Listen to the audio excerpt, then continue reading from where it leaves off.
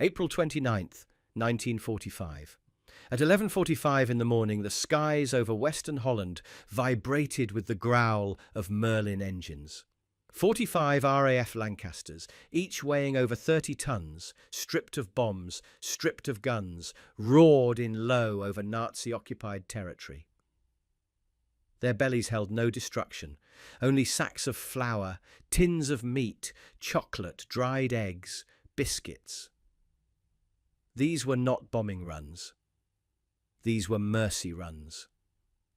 The first wave belonged to No. 1 Group, Bomber Command, flying out of RAF Kelstern, Wickenby and Stradishall. They flew so low, just 450 feet above the rooftops, that tail gunners could see Dutch civilians waving blankets from windows. Some crews claimed that they could smell the wet soil of tulip fields as they passed overhead. The drop zone, the western provinces of a dying nation, where 3 million civilians had been rationing bread at 40 grams per person per day. One Dutch girl, age 7, who hadn't seen meat in months, recalled in a later letter, "I thought the sound was thunder, but it was not. It was angels coming low." Inside Lancaster, R. Roger, of No. 153 Squadron, Flight Sergeant Leonard Price stared out from his navigator's window as bundles of food crates tumbled from the bomb bay. His voice crackled into the intercom. "Cargo away, targets! Smiling!"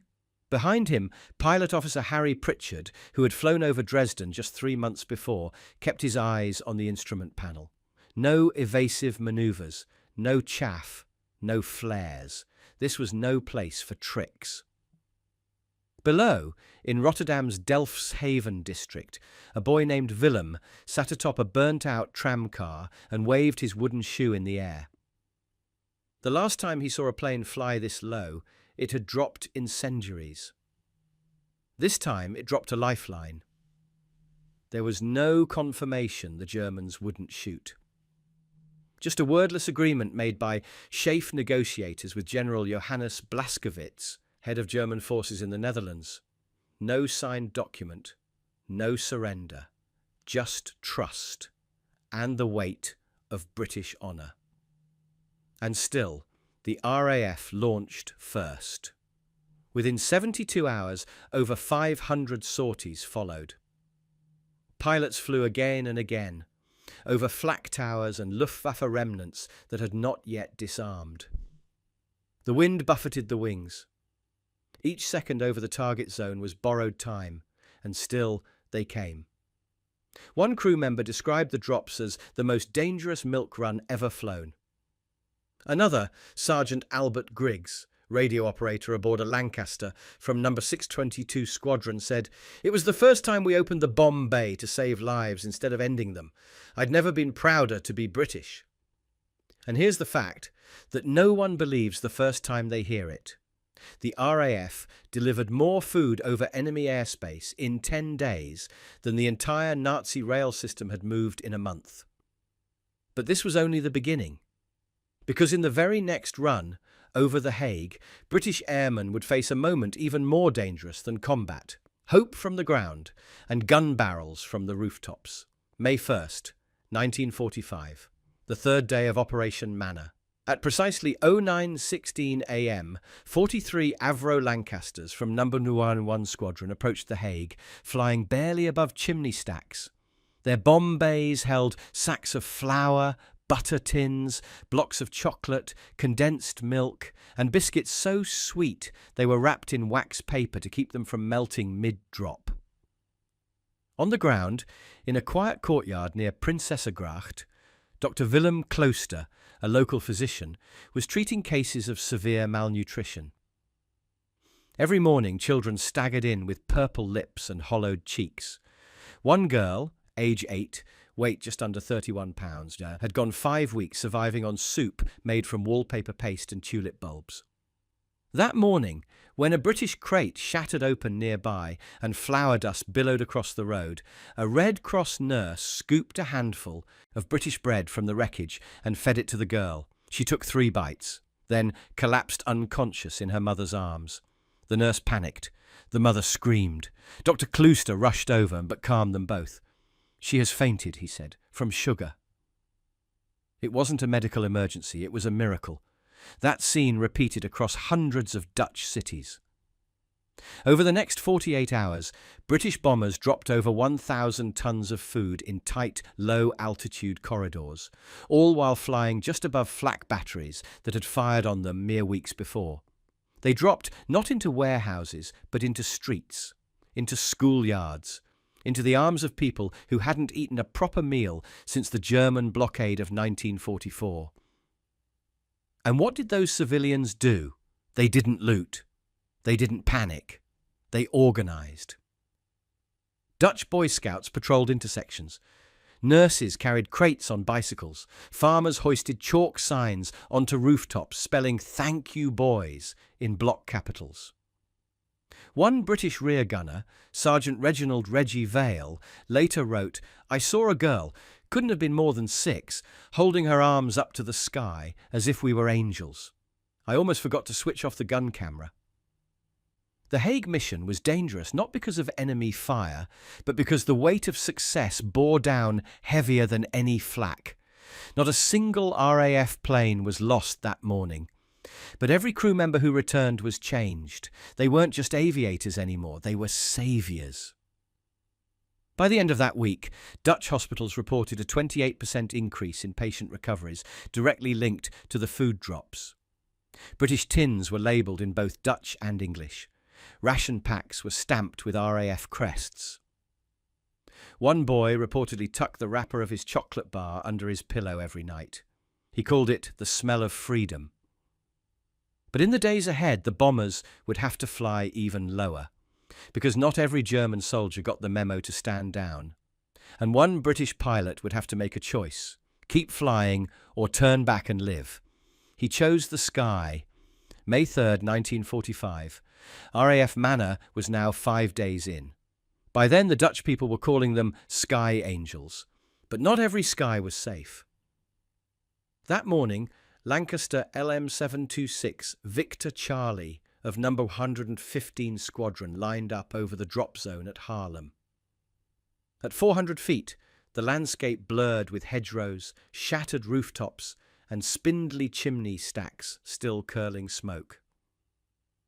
The crew knew the rules: no guns, no fighter escort, no second passes. The plane had been stripped of its mid-upper turret to make room for an extra 300 pounds of supplies. Instead of armour, it carried oats. But the flak tower west of IJmuiden hadn't been briefed.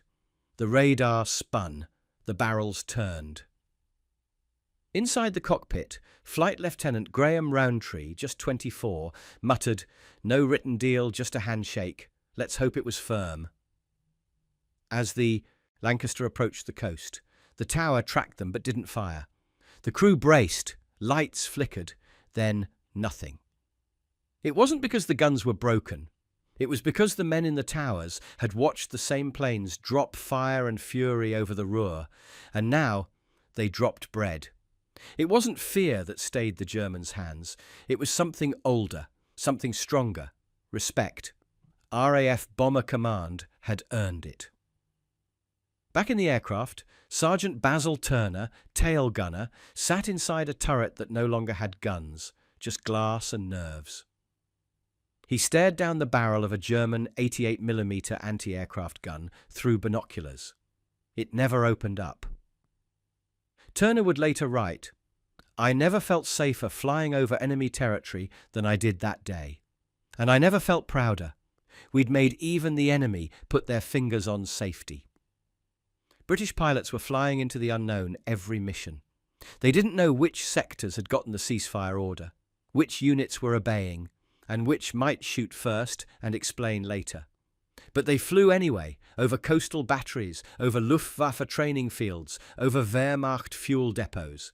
They flew without flares, without cover, without backup. The average altitude? Between 300 and 500 feet. The margin for error? 1 power line. And the reward? In that single day alone, over 895 tons of food were dropped successfully across 13 Dutch municipalities. The smell of fresh flour filled school basements. Children bit into British biscuits so dense they lasted 5 days.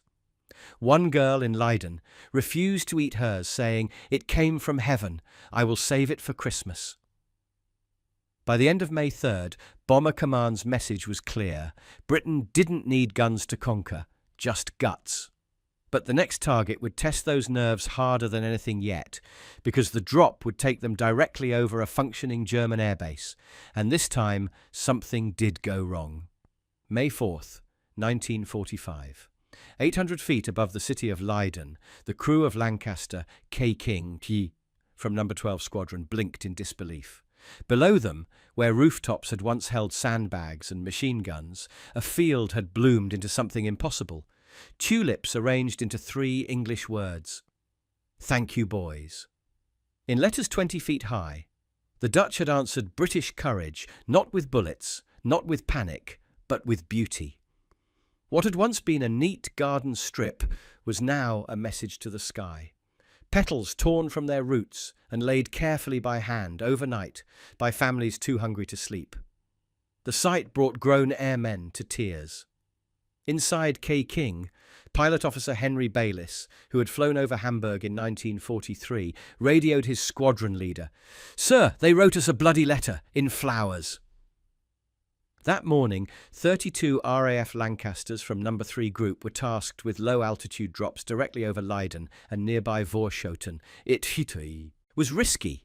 Narrow streets, water channels, tram lines, all surrounded by remnants of Wehrmacht logistics units who hadn't yet disarmed.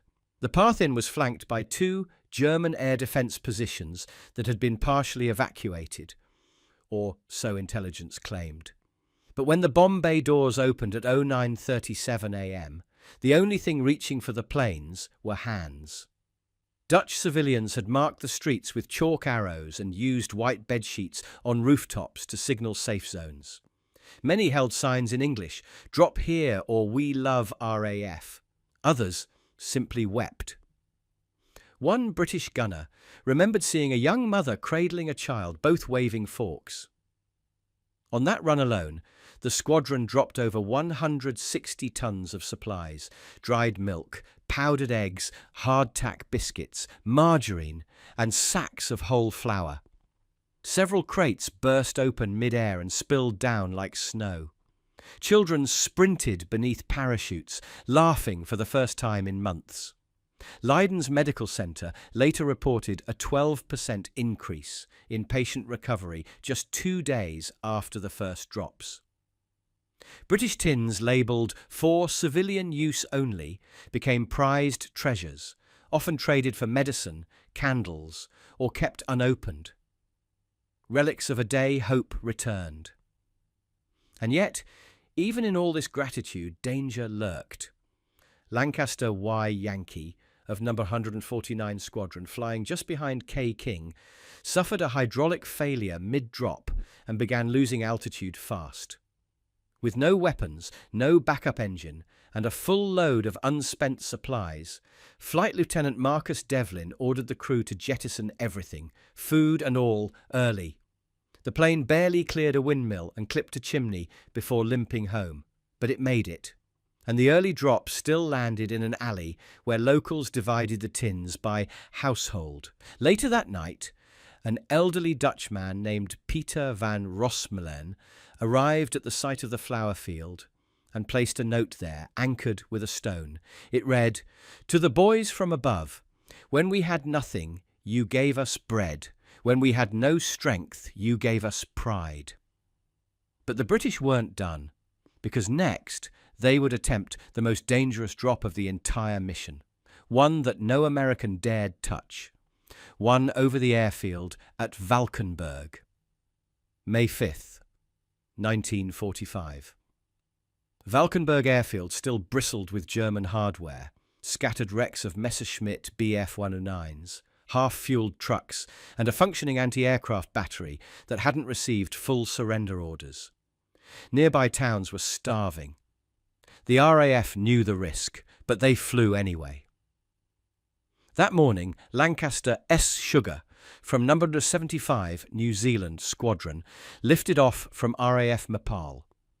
Her mid-upper turret had been removed. Rear turret disarmed. No flares, no tail chaff, no gunner.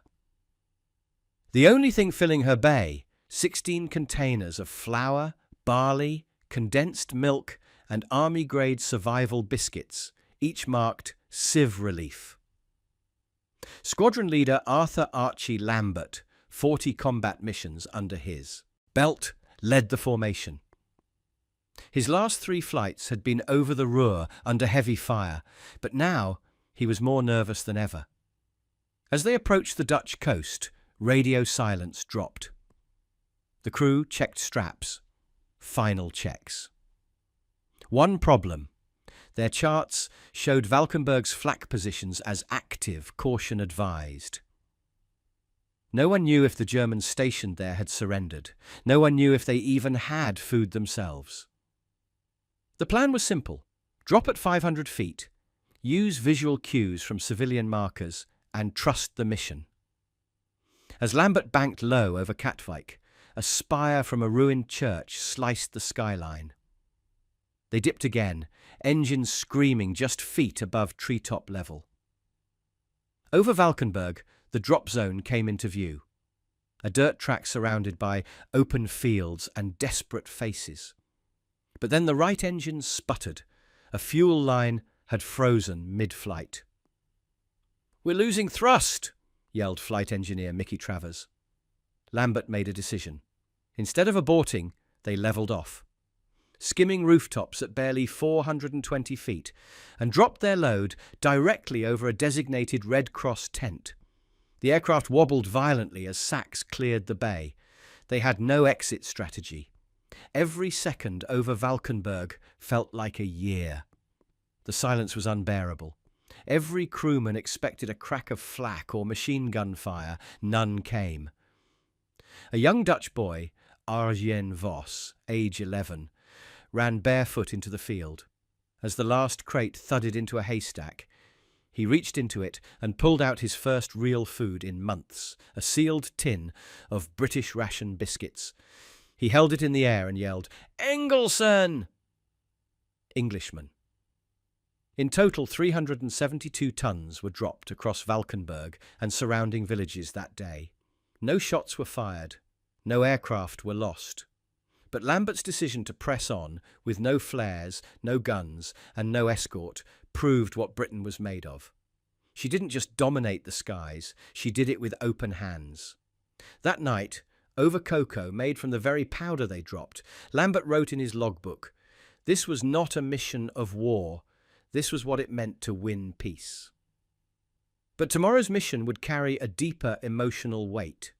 Because the man leading the next run had lost his brother in a bombing raid 2 years earlier, and now he would return, not to destroy the city, but to save its children. May 6th, 1945. The city was Rotterdam. Not the Rotterdam of April 1943, when waves of RAF bombers had reduced Nazi dockyards to craters. No, this was a different day. This time they came back, not to bomb the port, but to feed its people. Lancaster D-Dog, tail number PB-422, belonged to number 460 Squadron RAAF, an Australian unit flying under British Bomber Command. In its logbooks were records of 34 raids, Hamburg, Essen, Frankfurt. She'd dropped over 150,000 pounds of ordnance during her service life. Now she carried bread. In the pilot's seat sat Flight Lieutenant Edward Teddy Marshall, a Yorkshireman whose older brother Thomas had died in a bombing mission over Bremen in 1943. Teddy hadn't flown a mission since Thomas's death, but he volunteered for Operation Manna. "I used to drop fire," he told his crew. "Let's see if we can drop something that grows." Rotterdam was still crawling with Wehrmacht troops, not in battle formation but dazed, scattered, waiting for surrender orders. Some were rationing the same thin gruel as the civilians. Streets were quiet. The air tasted like soot and boiled water. At precisely 08:11 a.m., D-Dog descended into the city's east sector, engines throbbing like thunder over the Maas River. Their drop zone, An abandoned football field turned relief station, marked by an enormous white X painted by Dutch volunteers. They came in low, 450 feet below most rooftop lines. The cargo: sacks of dried oats, 4 crates of powdered milk, canned beef, and a box of British Army hard candy labelled "For Civilian Relief, May 1945. As the doors opened, the aircraft shook. Then came the rustling thunder of sacks sliding free. Teddy's hands stayed steady on the yoke. Down below, a girl named Elsia, age 12, caught one of the parachute-tethered crates in the yard of her school. Her father had died in the hunger winter of 1944. Her mother hadn't spoken in 2 days. That morning, she fed her brother with British milk and ate 2 pieces of caramel toffee before crying for the first time in months. The crowd around the drop site never rushed. They waited, organised. Even the German soldiers stood aside and let civilians pass. Later that evening, Teddy's crew gathered around a radio inside the mess hall at RAF Binbrook. Word had come. More than 400 civilians had been fed by their single run. Dutch relief officials called it the cleanest and most humane delivery in a war zone they had ever seen. In his journal, Teddy wrote, "I dropped death over these streets. Now I've given back a bit of life. I hope the sky remembers the difference." And he wasn't the only one, because the next day, British bombers would enter an even more dangerous zone, and what they'd find was that the enemy wasn't just standing down, they were saluting. May 7th, 1945, less than 48 hours before Germany's official surrender. And yet, dozens of British bombers still soared across the low skies of Holland, unarmed, unguarded, their bellies full, not of fire, but flour. The mission was clear, the skies were not. Lancaster Tommy of No. 622 Squadron was assigned a drop over the outskirts of Utrecht, a city still crawling with pockets of retreating German troops. Intelligence had warned the area was tense, not hostile, but dangerously uncertain. Some flak batteries were still manned. The Luftwaffe base, just south of the city, while crippled, had not been fully decommissioned.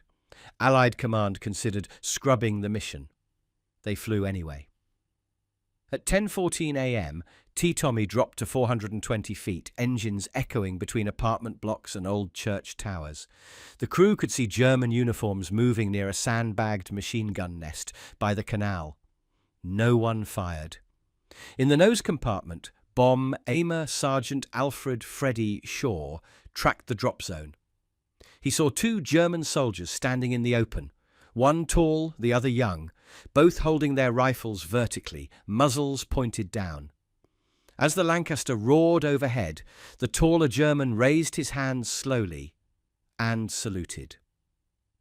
Freddy blinked, looked again, then whispered, "He just salute." Back at RAF Mildenhall, the debriefing officer wasn't surprised. "They know who we are," he said. "They've seen what we do." These weren't just isolated gestures. Across multiple Dutch cities that day, Gouda, Utrecht, Delft, RAF crews reported German anti-air gunners standing down, sometimes raising hands or removing helmets as the bombers passed overhead. Captured post-war testimony from Unteroffizier Karl Reiss, who manned a flak battery outside Gouda, explained it best. "When we saw the black bombers flying low and we saw crates falling instead of fire, we realized no one else in the world would do this. Not the Americans, not even the Swiss, only the English." That recognition mattered. Britain had pounded Nazi industry from the air for 5 years, flattening rail yards, shipyards, ball-bearing plants and submarine pens. The enemy feared British bombers. But now they respected them for something far more dangerous than might: mercy. In a single day, RAF Lancasters dropped over 900 tons of food across 6 Dutch cities. Not a shot was fired. Not a plane was lost. As one Dutch newspaper would later print, They flew like thunder, but carried bread. They came in black machines of war, but left behind white peace. And if anyone still doubted who had led this campaign, they only needed to look at the contrast. Because while America would soon follow, it was the British who dared fly first, lowest, and without permission. And the numbers? The next part will make you wonder how that kind of mission was even possible. May 8th, 1945. Victory in Europe Day. The bells rang. Flags rose. Germany officially surrendered.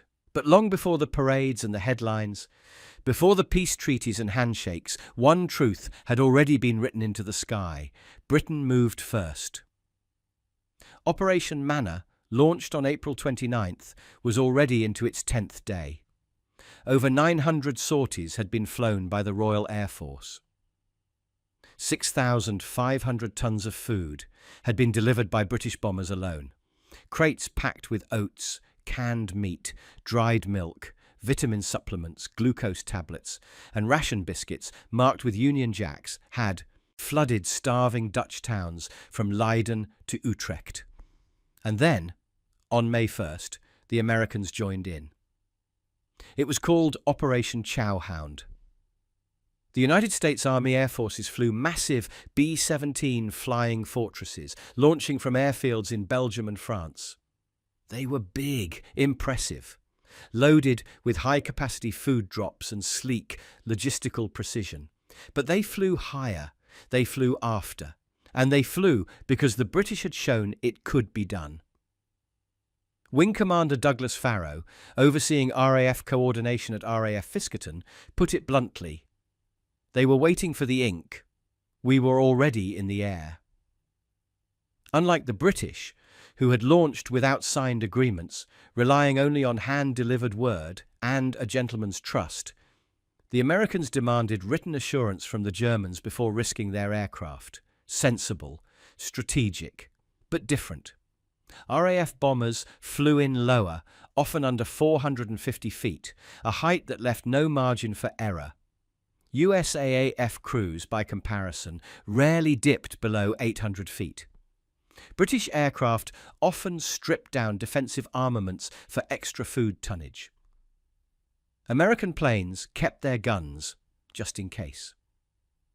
Both missions saved lives, both changed history. But the Dutch remembered who arrived first. On May the 3rd in The Hague, a chalk sign was spotted on a rooftop. "Thanks UK, we knew you would come." Even American officers acknowledged the courage of the first wave.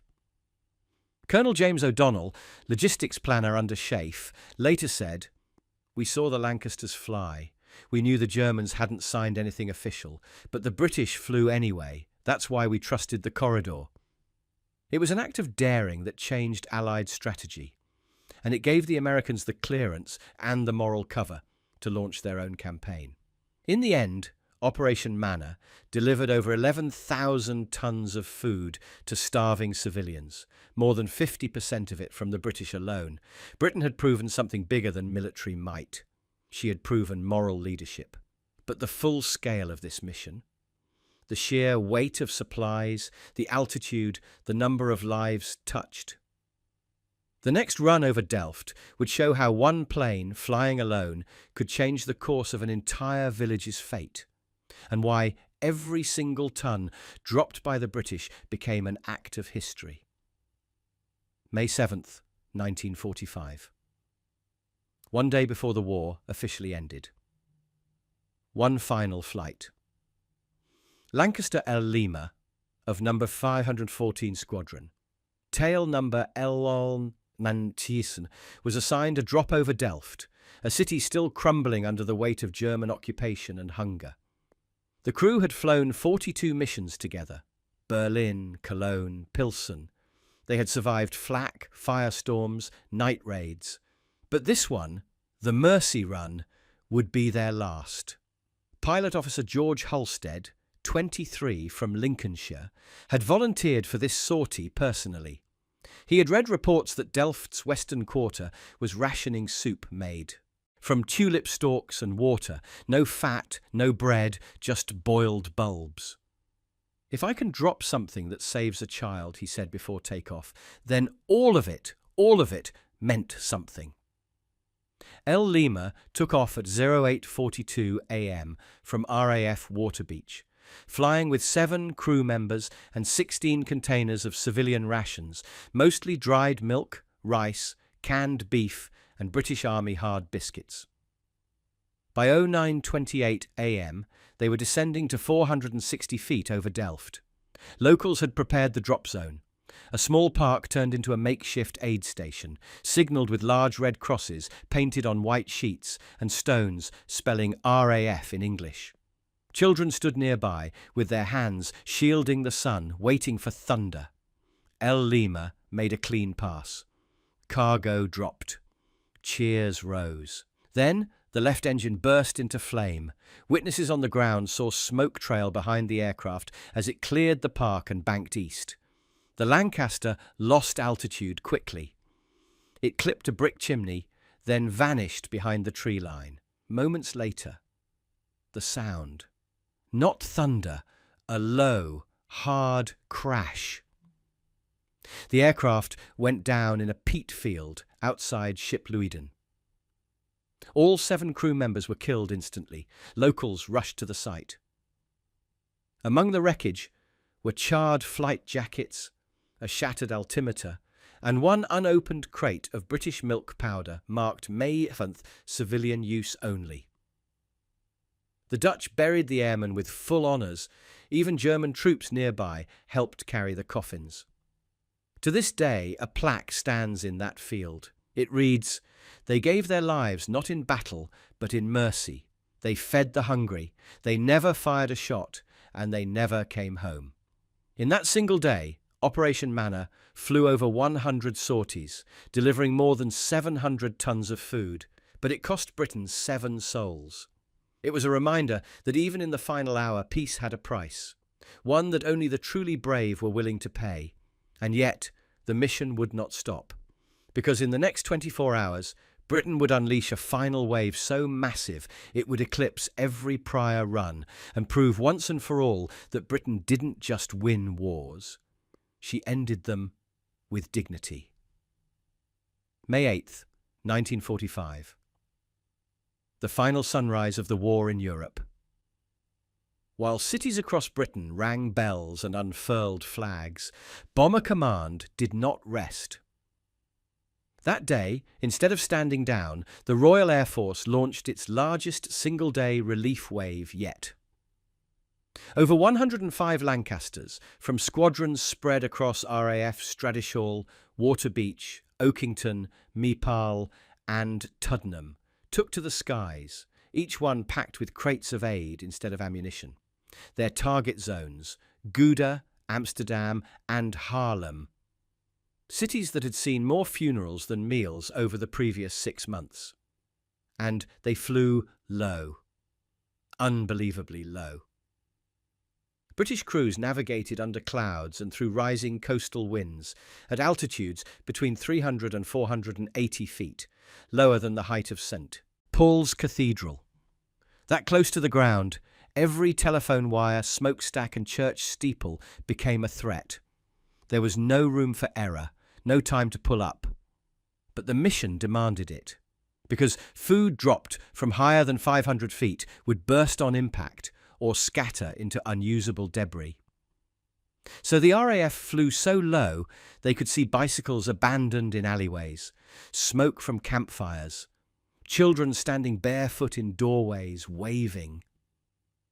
Flight Lieutenant Harold Beckett of No. 218 Squadron, who'd flown 37 combat missions, described it.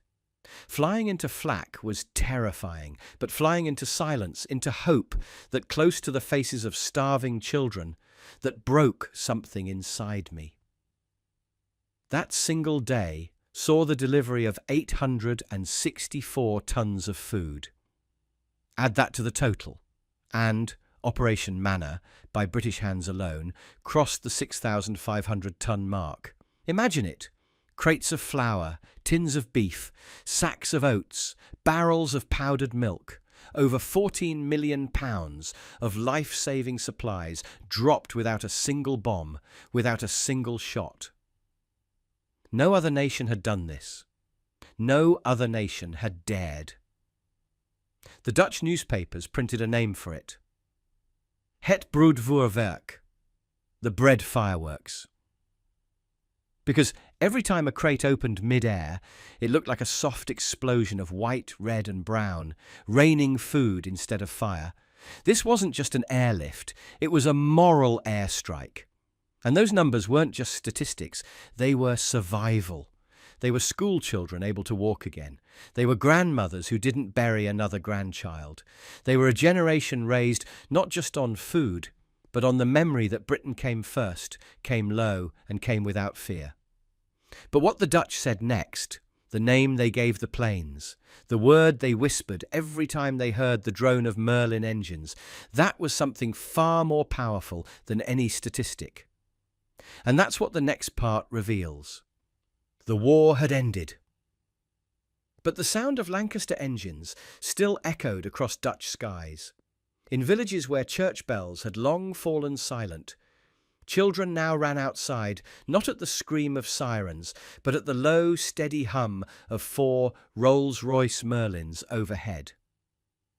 To them, the sound didn't mean death anymore. It meant life. It meant food. It meant Britain. They didn't call them bombers. They called them something else. Engelenvleugels, wings of angels. In a small town near Alphen aan den Rijn, 11-year-old Martha van Heemskerk saw the planes first.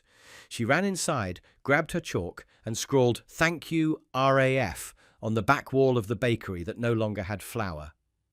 Moments later, a crate burst open in the street.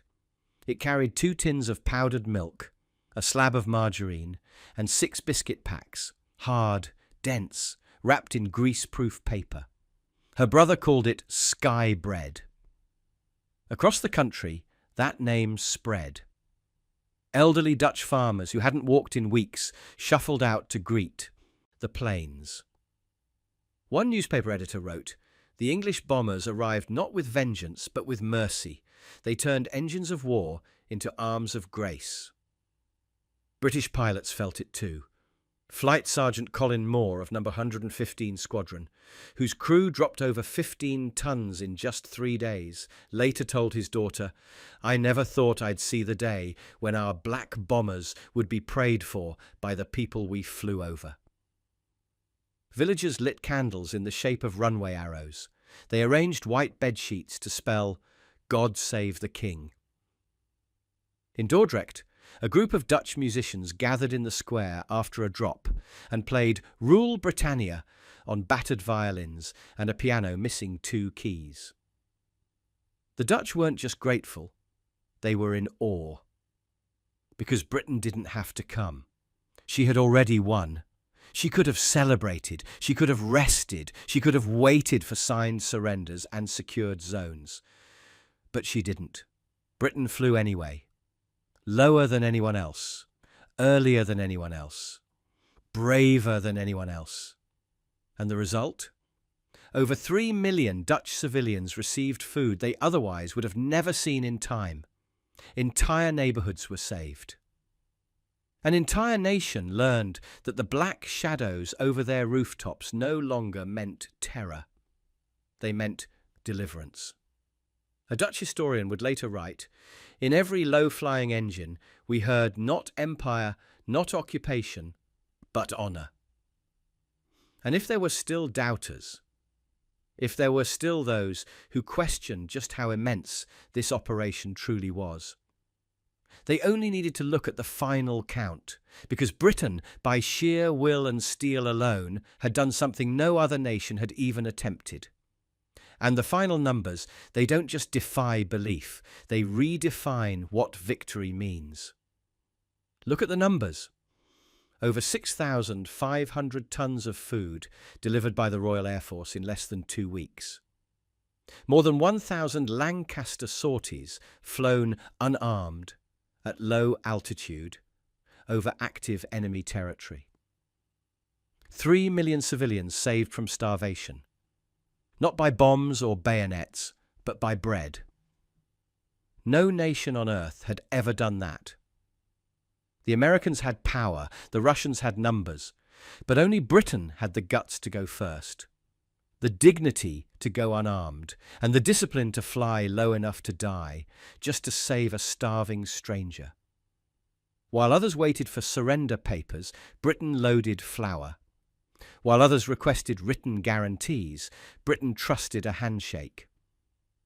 While others flew safe at altitude, Britain came in low enough to touch rooftops, to see children's faces, to dodge trees by instinct alone.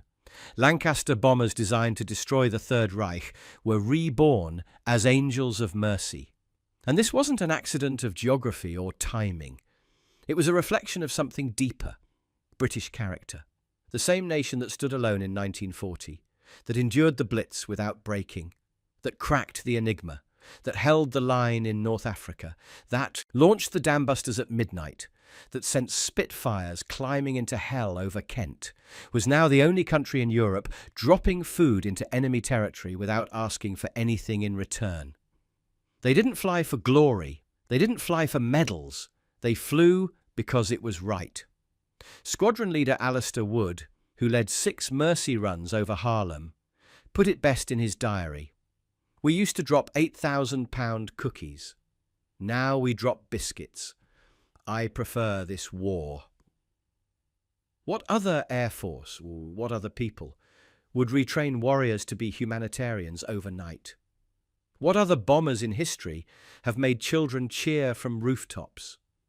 What other soldiers have flown into silence, carrying food, not fear, and been greeted by enemy soldiers lowering their rifles out of respect? This was not the story of a mission. This was the story of a moral airstrike. And the legacy. Decades later, Dutch schoolchildren still write essays about the bread bombers. Memorial stones still stand in fields where crates once fell, and every spring, when the tulips bloom, they bloom in the same fields that once spelled, "Thank you, boys." Only one country in history could have done this, and did. Not because she was the biggest, not because she was the wealthiest, but because she was British, and when the world was starving, she flew.